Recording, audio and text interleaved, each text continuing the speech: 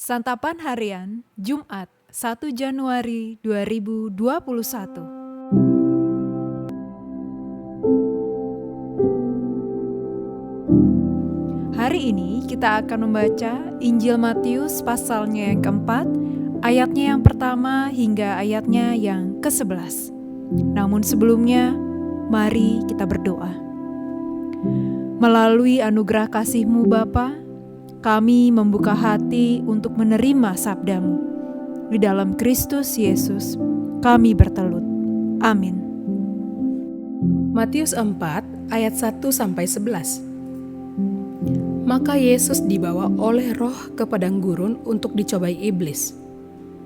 Dan setelah berpuasa 40 hari dan 40 malam, akhirnya laparlah Yesus. Lalu datanglah si pencoba itu dan berkata kepadanya, "Jika engkau anak Allah, perintahkanlah supaya batu-batu ini menjadi roti." Tetapi Yesus menjawab, "Ada tertulis, manusia hidup bukan dari roti saja, tetapi dari setiap firman yang keluar dari mulut Allah."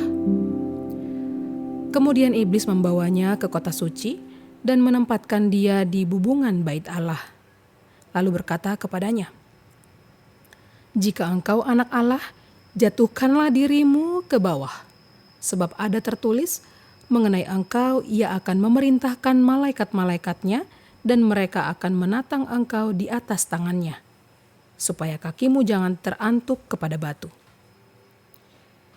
Yesus berkata kepadanya, "Ada pula tertulis, janganlah engkau mencobai Tuhan Allahmu."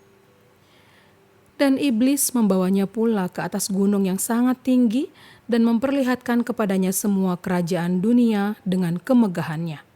Dan berkata kepadanya, "Semua itu akan kuberikan kepadamu jika engkau sujud menyembah aku." Maka berkatalah Yesus kepadanya, "Enyahlah iblis, sebab ada tertulis, engkau harus menyembah Tuhan Allahmu dan hanya kepada Dia sajalah engkau berbakti."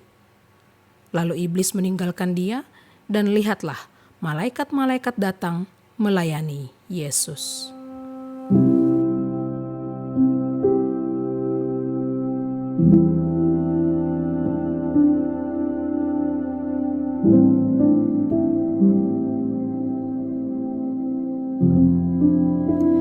Sahabat Santapan Harian, berpuasa dalam jangka waktu cukup lama tentu dapat membuat kondisi fisik manusia menurun. Tidak terkecuali dengan Tuhan Yesus.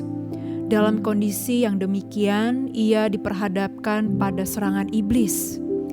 Iblis mencoba Yesus dengan meminta Yesus mengubah batu menjadi roti.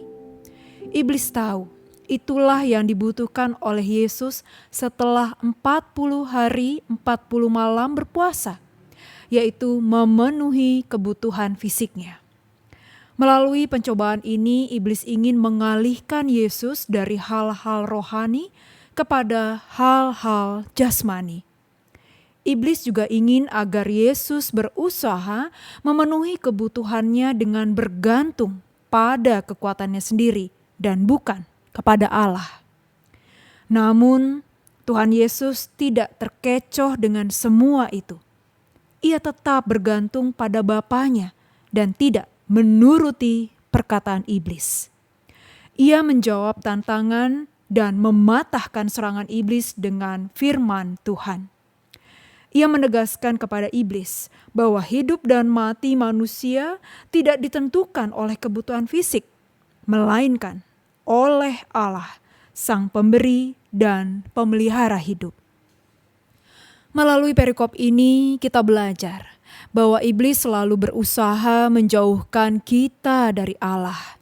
Iblis mengalihkan pikiran kita dari hal-hal rohani kepada hal-hal jasmani. Iblis memanfaatkan materi dan kekhawatiran hidup. Iblis sering mengacau ketika kita sedang menyenangkan Allah. Misalnya, iblis membujuk kita untuk mengikuti pertemuan bisnis ketimbang beribadah, menonton acara televisi ketimbang mendengarkan firman Tuhan, dugem sampai pagi ketimbang melakukan saat teduh. Pada akhirnya kita kehilangan momen bersama dengan Tuhan.